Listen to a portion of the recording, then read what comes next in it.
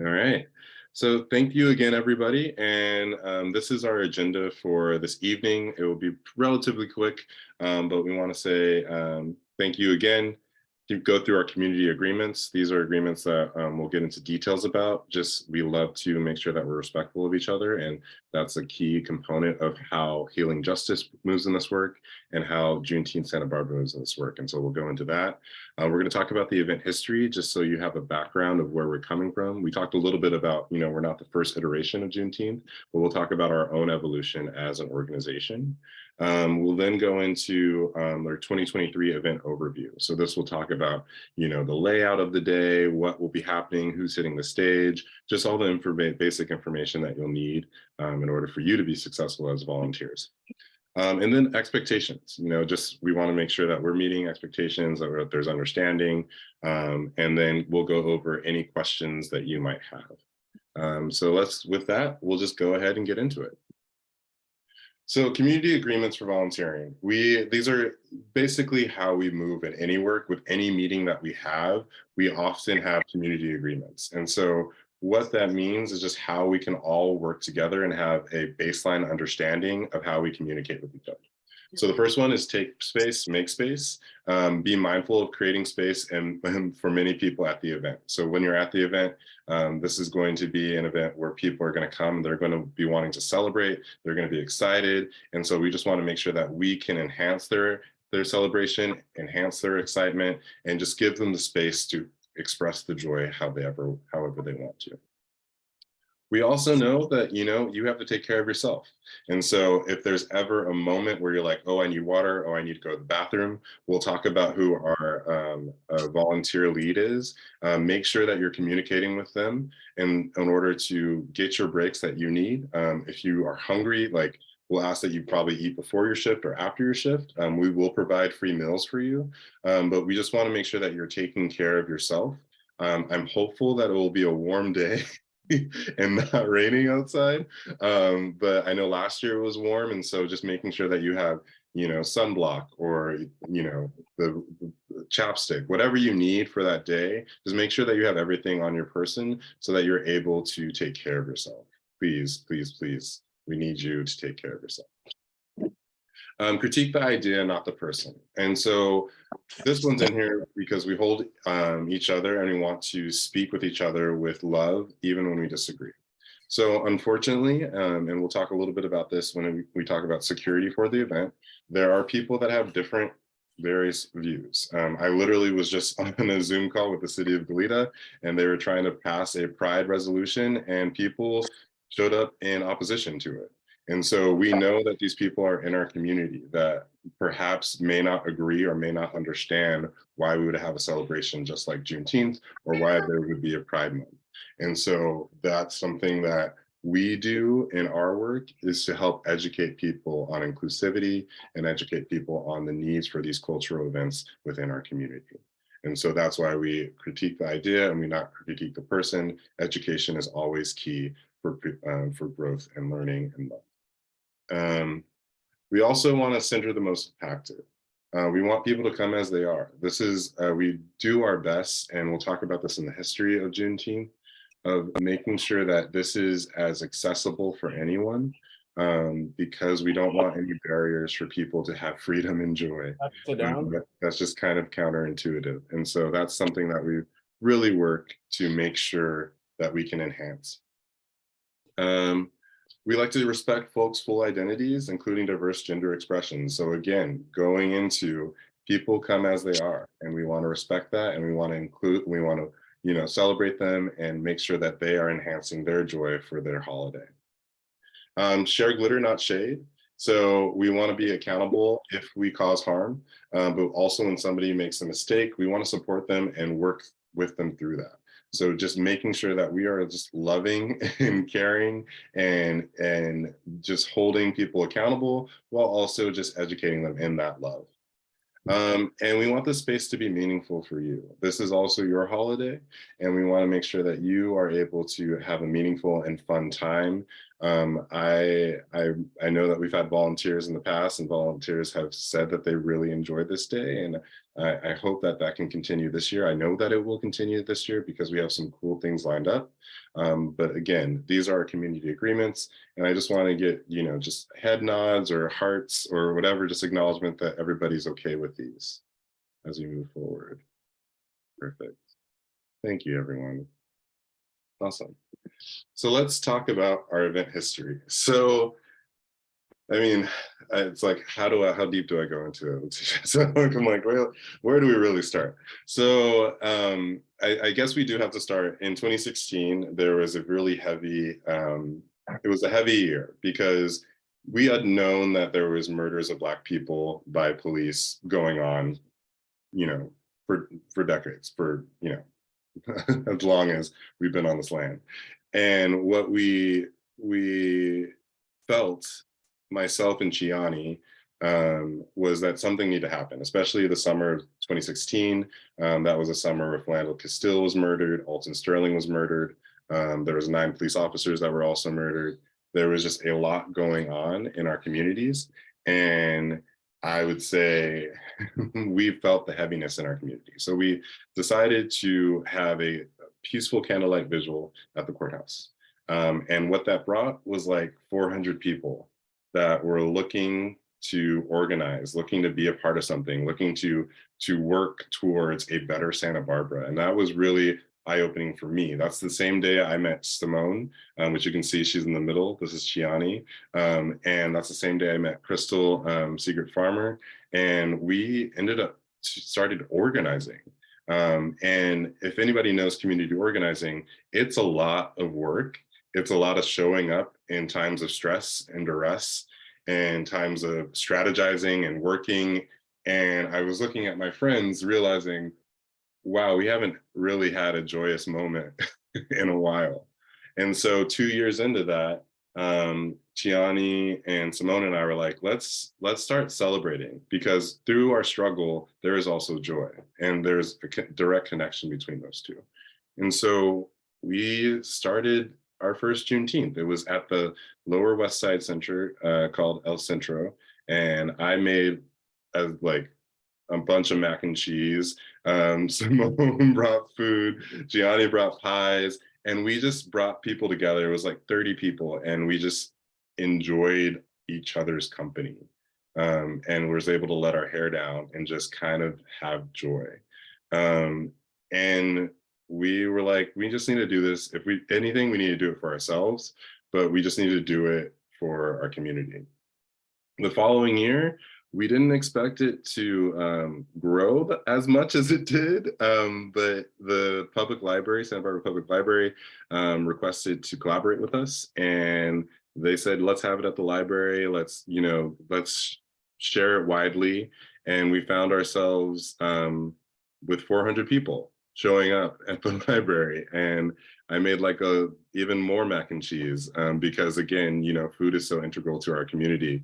But we continued to organize, and I think it was in 2020 we were grateful for Healing Justice and the work that they did in the aftermath of George Floyd's murder, and having the largest rally at the Sunken Gardens in the courthouse. You'll see that here, where they made demands that Juneteenth Santa Barbara gets institutionalized funding, not only from the city of Santa Barbara, from the county, and now the city of Goleta now supports us as well.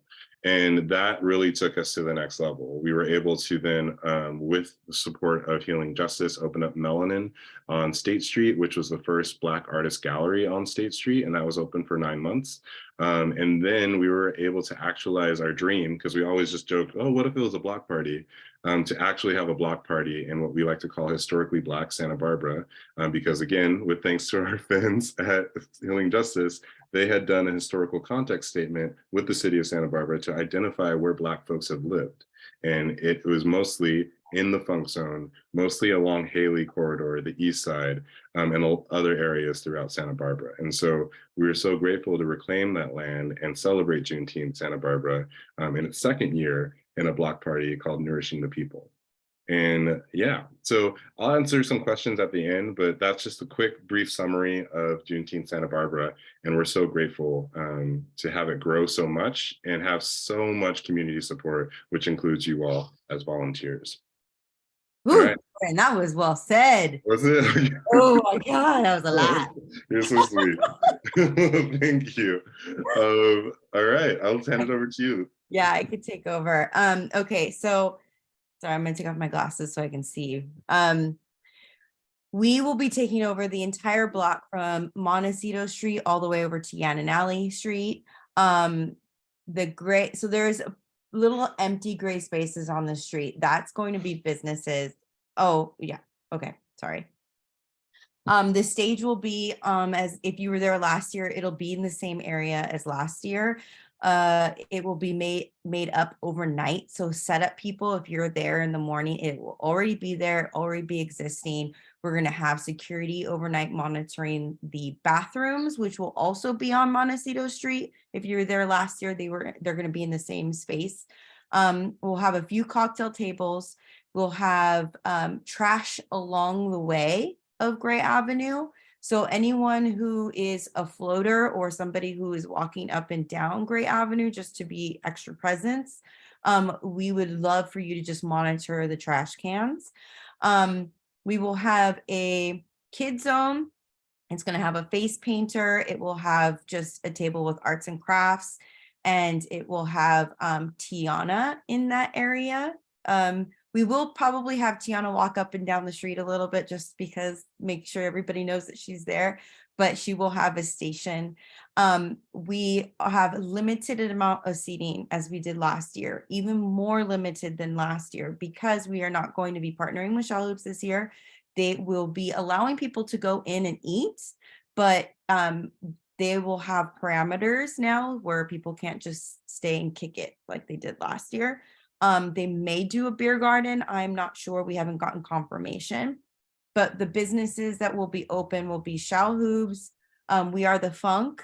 What is it called? Lay Leaf? Lay Leaf Winery. Winery. And Dart and Tiger will all be open. So people are welcome to go and hang out in those spaces if they are purchasing food. We will have food vendors on site. There's going to be Dave's Dogs, who will be serving vegan and vegetarian options. And they're going to have their cart as well for ice cream. And then across the way, we will have the Bubba's Chicken and Waffles? Bubba's Chicken and Waffles. I always forget the Bubba part. The chicken and waffles. We will have limited amounts of food that's going to be given out to the Black community that's going to be registered. So I think we're going to do an open registration for the Black community shortly, but otherwise people are going to be paying for their food this year.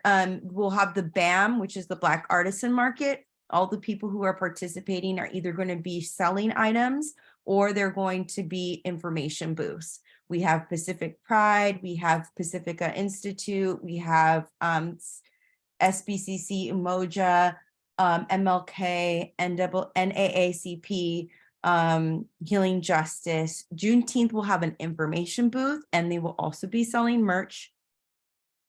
With all that said, I think it's really important for us to think about security. We have two entryways, one on Montecito Street, one on Yananali. We will have our security team be checking bags. So they won't be like taking your bag apart, but they will be asking folks to open up their bags and to look in, kind of like if you were to go to a softball game or like a professional basketball game, they ask you to open up your bag. They will be doing the same thing. We would like to have a volunteer at each end counting people coming in. So we'll have counters.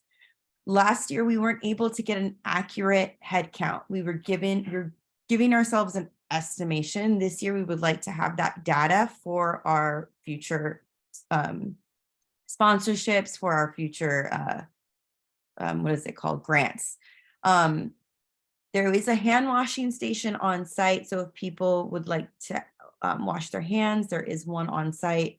The bathrooms should have hand washing stations inside. There's going to be 8 bathrooms and 1 ADA accessible bathroom.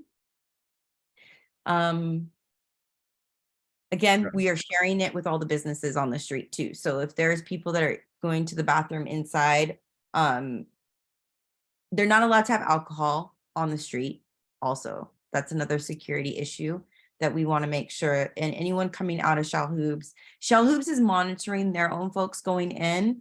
But if we see people walking around with a flask or anything like that, it's not quite allowed. We have performance. Oh, I guess maybe go to the next slide. If any other questions about that, please write down your questions and we'll address it at the end. I did want to note, we will have handouts for community members. And so as an interactive thing for our children, we're going to have a little coloring pamphlet that on the back of it will also have QR codes to a community survey. So we want to get feedback from people to see what they like, what they may want to see next year. We also might change our venue next year. And so we want to get feedback from the community. Like you all know, like we really want this to feel like a community event. And so that's why we have local performers and everything's, we try to keep 805 local. And so that will be in the QR code on the back of the pamphlet. We also are working, have purchased from Maddie's Treasure Box inclusive crayons. And so these are all types of skin tone colored crayons for our youth to, fill out and do their coloring on those pamphlets. So that's just another thing that will be happening probably with folks that either at the entrance or floaters to hand that out and encourage people to please take the community survey and also donate. The donate will be on there too. Donate. I didn't have the timeline on here. Do you want me to briefly go over the timeline for? Sure. If you, yeah. So we have set up between 6 a.m. to 11. Ideally, I would like to have all of our BAM vendors set up and ready to go by 11:30, because just in case we have an early arrivals. So those early setup, so the folks that are helping set up will pretty much be helping our elders make sure that they can get all their merchandise or any boxes or any items to their vendor booth. We will be putting linens on the tables. The structures themselves will be put up by our rental company. Then at noon, we have just a short DJ set, and then it'll go into a welcome from our founders. And after our welcome from our founders and potentially Miss Sojourner, we will have a libation, which is a Black blessing for our African-American blessing for our community. And then it'll be the Black National Anthem by Talitha Gabrielle, and she will do her short set. Then it'll go into another DJ set, and then we're welcoming to the stage the New Vibe, and the New Vibe will be closing out for us that day. And we'll probably have a short closing by one of the founders or a few of the founders, whoever's there still, probably all of us. And then Strike. So Strike will pretty much be, we have all professional vendors. So Ventura Rentals is our rental company, and then Spark is our stage company and our sound. They will be tearing down, but we would be pretty much making sure that there's no trash left on the street. That's one thing we were able to pride ourselves on last year, was a swift and very clean cleanup. We probably will need the folks that are at the kids booth to just keep that area as clean as possible, so that that cleanup at the end of the night isn't a lot. And let me see what else. I think that's pretty much the overview for the day. That's great. Thank you so much, Letitia. Mm-hmm. All right. So with that, I just want to show some faces of some people that you will be working with. Of course, Letitia's her lovely photos right here. But we have Jennifer Jen Limburger. She's going to be our lead volunteer of the day. And so she will be the one that will, be checking in on you, looking at the schedule, making sure that folks, if you have to go to the restroom, et cetera, like she will cover you. And so she has purple hair, so you cannot miss her. And she's really on top of it. And then York Shingle, he's actually my husband. He'll be the lead stage volunteer. So thank you, husband, for doing that for us. So he'll be helping out with the stage and just making sure that the bands and the DJ and everybody is lined up. And so there'll be some volunteers helping him out. You'll hear us say the June team. That's just our core organizing group. And so that includes our co-founders, Chiani Dree, Simone, Russ Camp, myself, as co-founder, executive director, and then Letitia, and then Crystal Seeger Farmer. Both Crystal and Letitia really have dove into the logistics. We cannot do it without them. And so thank you so much, Letitia. Thank you so much, Crystal, for just organizing and helping make this a reality while we do the other stuff that we need to do. All right. So coming up in our last couple slides, just want to just talk about volunteer expectations. So the event, as you know, Sunday, June 18th, hopefully it's on your calendar. The event is from 12 p.m. to 5 p.m. Your shifts will probably be from 9 a.m. to 6 p.m. We'll do 2-hour time blocks per station. And then we hope that volunteers will arrive at their scheduled time. Volunteers must check in at the Juneteenth tent. You'll receive your Juneteenth shirt and you'll receive your meal token. Meal tokens are either for Dave's Dogs or for Bubba's Chicken and Waffles. And then you must wear your shirt while volunteering. It's just kind of keeps things a little bit organized. And you also must sign a waiver. We just want to make sure that that's signed. And then once those are done, you can go to your station. We are working and compiling our master calendar. And so hopefully by the weekend, we'll be able to email out people's assignments. We like to get everything done a week before the event so that people know what's happening. So we'll do our best to make sure that you get that information as soon as we finalize the volunteer calendar. Schedule. All right. Additional expectations. Just please be punctual. Because if you don't relieve somebody, that means that it will kind of be like a ripple effect on the schedule. So please be punctual. Please make sure to follow our community agreements. Please eat before or after your shift. And then please make sure your station is covered if you need to use the restroom. And most importantly, have fun. I want to just underscore again, we've hired a security company, AG Security. If there is a situation at any point, myself and the June team will be walking up and down monitoring stuff. Jen Limburger will also be monitoring as lead volunteer. So will York. We will have walkie-talkies to connect with security team. I only say this again because we just have to and unfortunately plan for things like this. And if anything, we don't want you to get hurt in any way. We have hired people to take care of these situations. So please just flag us or alert. We're pretty intuitive people, so we can always tell when something's about to go off. So we will also be alert ourselves. But please just know that we have paid security that will help take care of any situation that arises. Please do not put yourself in harm's way. All right, with that, any questions? Yes, Miley has one. Will vendors be checking in about to receive their meal token? Last year we had to distribute after setup. So because we will be setting up the Juneteenth booth, and if you are there as part of the setup crew, yes, you will have to receive it once Juneteenth booth is set up. So you would check in, or I guess, Jordan, that's a question for you. They would check in, they would get their shirt, and then if the setup crew is there at 9. Oh, actually, sorry, Letitia, I actually meant for like the vendors participating in Juneteenth, not the volunteers. I think it was just like some vendors weren't sure if they got their meal token. So like we went around like a few times checking to make sure they got it. So I was like, just maybe also a suggestion if vendors checked in up front too to get it. Because I know at one point we were kind of like running a little low on meal tokens and like wasn't sure if they all got them. So that was all. Yeah, I don't think vendors will be checking in because it's kind of like the same core people we know. There's the only vendors I think will be checking in are any new vendors that haven't been part of Juneteenth before. They'll come up to us and be like, where do I go?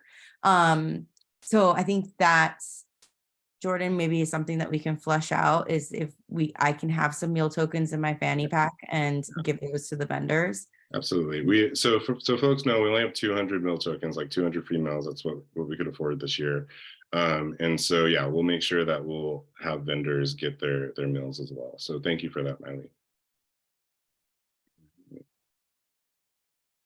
All right. Thank you, Shannon. Looking forward to it as well. Any other additional questions, comments, concerns? Again, I want to thank you so much for taking the time for this volunteer orientation. Oh, yeah, so this is just one. So we gave 2 time options. So folks know you only have to go to one of the volunteer orientations. We gave 2 time options because at different times so people can know. So don't worry about that. Once you've completed this, once we close out, you're done for the volunteer orientation. I want to again thank you so much. Again, we like to keep this event very local. We like to support local Black artists, and this work cannot be done without you all. And we'll have nice little goodie bags for you as a token of our gratitude when you're done with your shift. So just want to say thank you. So make sure when you check, when you're done with your volunteer shift, come by the Juneteenth table and we'll give you your gift. Thank you. So it's almost like a checkout, check in and check out, right, Jordan? Yeah, pretty much. Just check in, check out, and you'll get something nice and fun. So hopefully you like it. All right. Well, with that, I'm not seeing any questions. I do see that there is lots of love in the chat. So thank you so much. And we're going to have an amazing day. It's going to be beautiful and it's going to be community centered. And, you know, like folks told us last year, it felt like Oakland. It felt like the most inclusive event that they had ever been to, the most diverse event they've ever been to. So we hope to continue to build on that legacy and make it inclusive for folks of color. So thank you again. And you'll probably be receiving an email from me probably by the end of the week. So I appreciate your patience with my emails, but thanks everyone. Thank you. Bye. Thank you. Thank you guys. Thank you. Hold on, Letitia, let's hang out.